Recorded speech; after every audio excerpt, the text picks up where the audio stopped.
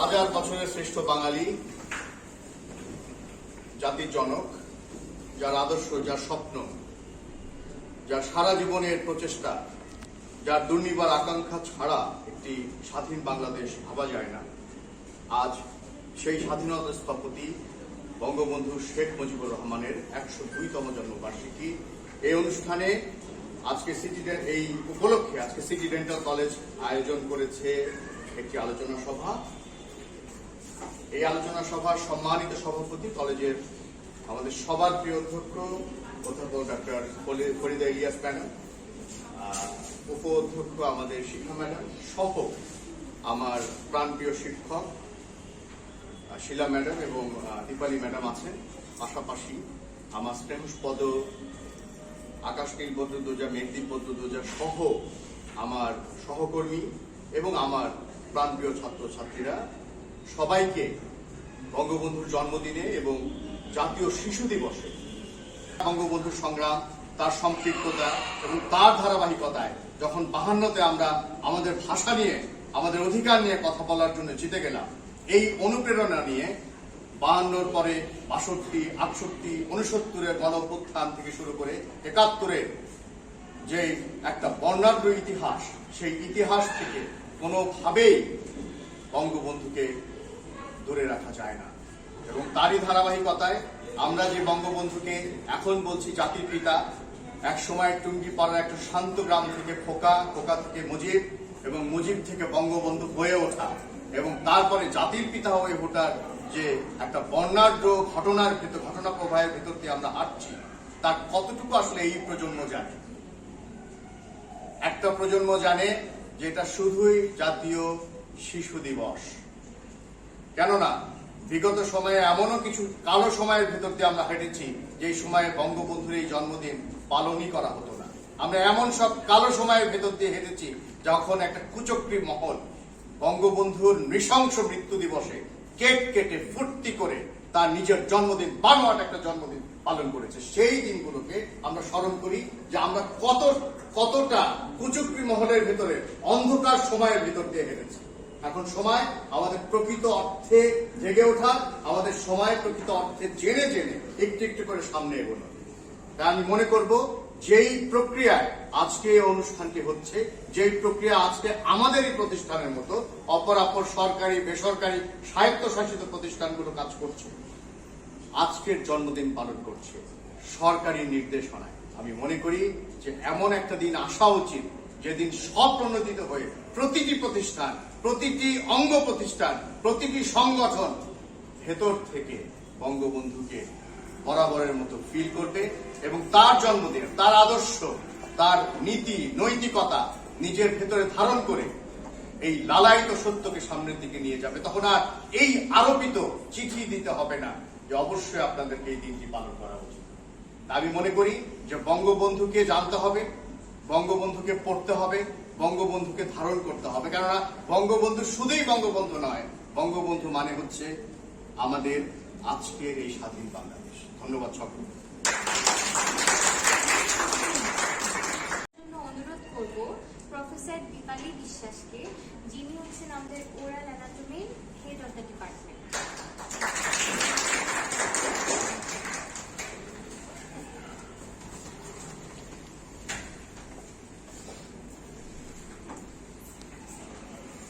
জাতির জনক বঙ্গবন্ধু শেখ মুজিবুর রহমানের ১০২তম জন্মদিন উপলক্ষে সিটি ডেন্টাল কলেজ থেকে আয়োজিত অনুষ্ঠানে সবাইকে শুভেচ্ছা এবং স্বাগত জানাই। আমি দীপালি বিশ্বাস। বঙ্গবন্ধুকে নিয়ে কথা বললে কথা তো শেষ হবে না, সেজন্য আমরা সেদিকে না যাই। শুধু এইটুকুই বলবো যে নতুন প্রজন্মকে আরো অনেক বেশি বঙ্গবন্ধুকে নিয়ে ভাবতে হবে।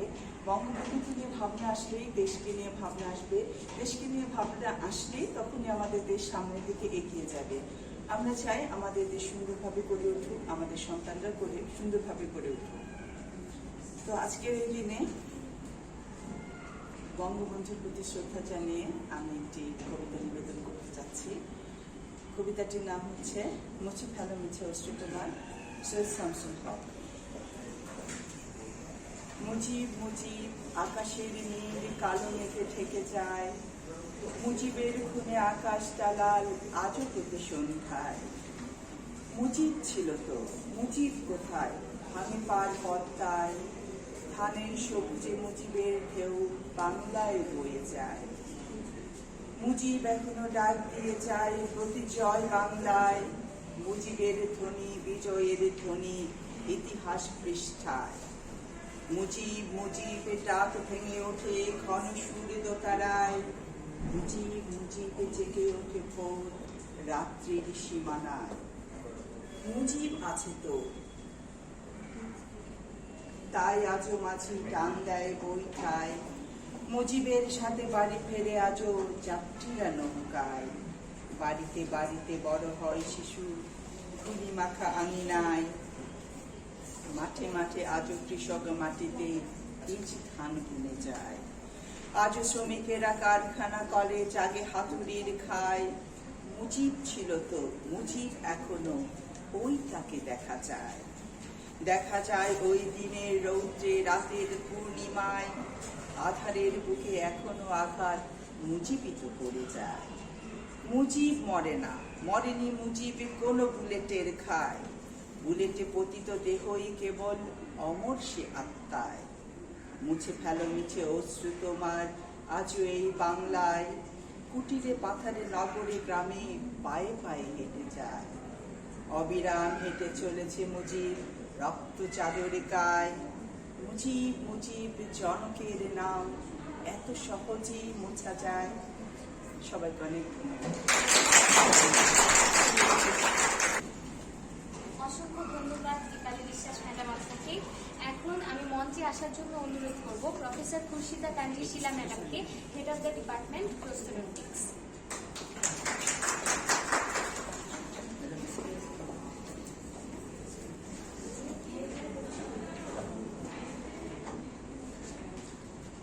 আজ 17ই মার্চ আন্তর্জাতিক আমাদের শিশু দিবস। আমি সকল শিশুকে তাদের সামনের প্রজন্মকে বঙ্গবন্ধুর আদর্শে আলোকিত হওয়ার জন্য দোয়া করি। আমার এই আজকের জন্মদিনে আমার জাতির জনক বঙ্গবন্ধু শেখ মুজিবুর রহমানের প্রতি শ্রদ্ধার্ঘ্য নিবেদন করছি। আমি আবৃত্তি করছি নির্মলেন্দু গুণের কবিতা আমি আজ কারো রক্ত চাইতে আসিনি। সমবেত সকলের মতো আমিও গোলাপ ফুল খুব ভালোবাসি। রেসকোর্স পার হয়ে যেতে যেতে সেই সব গোলাপে একটি গোলাপ গতকাল আমাকে বলেছে আমি যেন কবিতায় বঙ্গবন্ধুর কথা বলি। আমি তার কথা বলতে এসেছি। শহীদ মিনার থেকে খসে পড়া একটি রক্তাক্ত ইট গতকাল আমাকে বলেছে আমি যেন কবিতায় শেখ মুজিবের কথা বলি। আমি তার কথা বলতে এসেছি। সমবেত সকলের মতো আমিও পলাশ ফুল খুব ভালোবাসি। সমকাল পার হয়ে যেতে সদ্য ফোটা একটি পলাশ গতকাল আমাকে বলেছে আমি যেন কবিতায় বঙ্গবন্ধুর কথা বলি। আমি তার কথা বলতে এসেছি। শাহবাগ এভিনিউর ঘূর্ণায়িত জলের ঘূর্ণটি আর্ত স্বরে আমাকে বলেছে আমি যেন কবিতায় বঙ্গবন্ধুর কথা বলি। আমি আজ তার কথা বলতে এসেছি। সমবেত সকলের মতো আমারও স্বপ্নের প্রতি পক্ষপাত আছে, ভালোবাসা আছে। শেষ রাতে দেখা একটি সাহসী স্বপ্ন গতকাল আমাকে বলেছে আমি যেন কবিতায় বঙ্গবন্ধুর কথা বলি। আমি তার কথা বলতে এসেছি। এই বসন্তের বচনে সমবেত ব্যথিত মানুষগুলো সাক্ষী থাকুক। নাফোটা কৃষ্ণচূড়ার শুষ্ক ভগ্ন অপ্রস্তুত প্রাণের এই গোপন মঞ্জুরিগুলো কান পেতে শুনুক। আসন্ন সন্ধ্যার এই কালো কোকিলটি জেনে যাক আমি আজ সেই গোলাপের কথা রাখলাম। আমি আজ সেই পলাশের কথা রাখলাম। আমি আজ সেই স্বপ্নের কথা রাখলাম। আমি আজ কারো রক্ত চাইতে আসিনি। আমি আমার ভালোবাসার কথা বলতে এসেছিলাম। যেটা 59 যে গণ অভ্যুত্থান, তারপরে 59 কি ভোটটা হয়েছিল নাকি 69 সেটাই 69 যে ভোটটা হলো, এটা চিন্তা করা যায় না।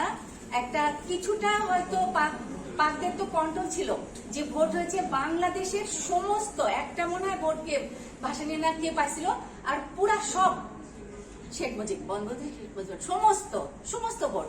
তো এটা তারপরে দুই দেশের পূর্ব পশ্চিমের মানে ভোটের সংখ্যার বেশির জন্য এমনি সেই তো দেশের প্রধানমন্ত্রী হওয়ার কথা, যাক সেটা অন্য ইতিহাস। তো সেই মহান ব্যক্তিত্বের জন্মদিনে আমরা ওনার সেই আদর্শ, ওনার যে দেশপ্রেম, একটা মানুষ এই পর্যায়ে যাওয়ার জন্য তার যে দেশপ্রেম, তার যে অনুভূতি, তার যে ব্যক্তিগত সামাজিক, তারপরে পুরা জাহানের সমস্ত মানুষের জন্য যে একটা দেশের লোকের জন্য যে অনুভূতি, উনি ফাদার হিসেবে, বাবা হিসেবেও অসাধারণ ছিলেন, তারপরে স্বামী হিসেবে, তারপরে হচ্ছে আমাদের মানুষের জন্য, নিজের জন্য ব্যক্তিগত কখনো চিন্তা ভাবনা করেন নাই। তোমরা হয়তো জানবে না, উনি দেখা যাচ্ছে বেশিরভাগই জেলে থাকতেন।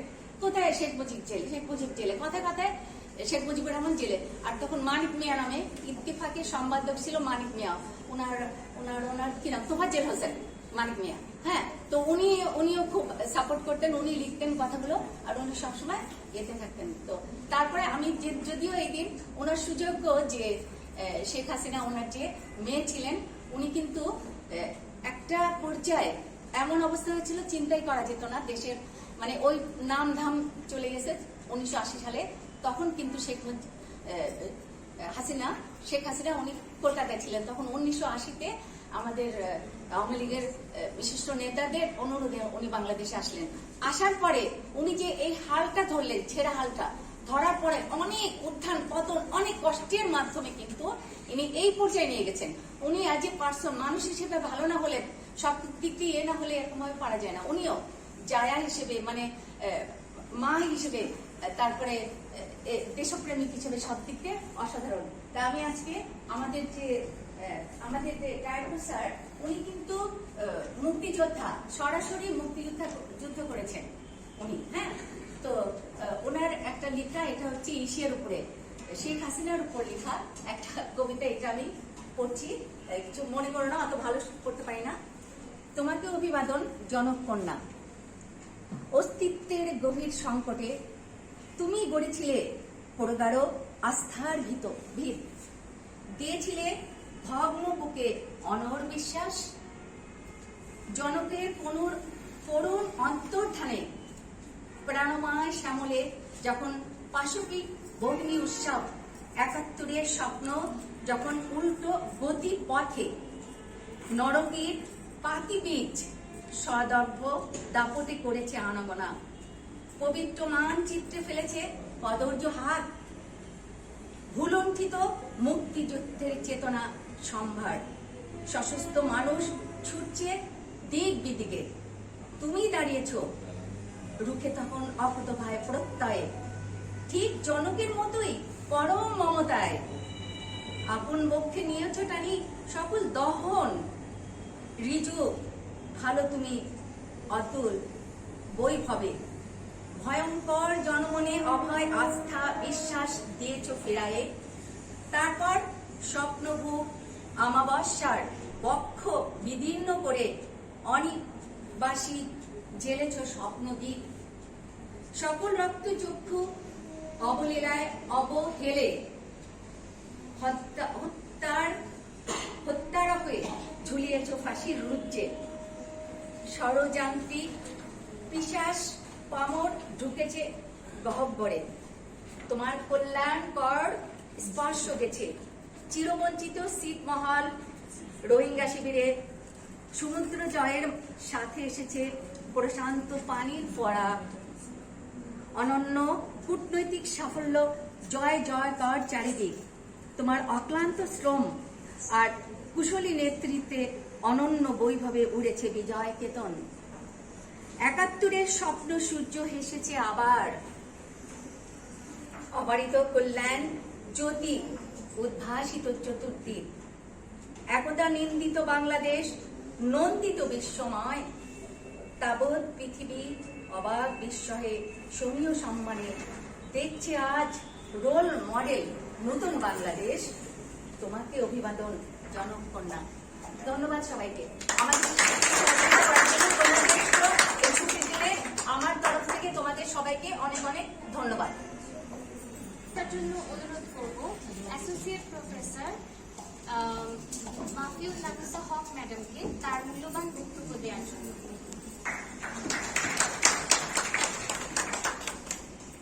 আসলে আমাদের সবাই আছে এখানে, শ্রদ্ধেয় শিক্ষক মন্ডলী এবং আমার প্রিয় ছাত্রছাত্রীরা যারা আছে, সবাইকে আজকে এই সব একটা ছুটির দিনে এসে বক্তব্য শোনার জন্য এবং এই দিনটিকে সুন্দরভাবে পালন করার জন্য আমাদের কলেজ কর্তৃপক্ষকে সবাইকে ধন্যবাদ।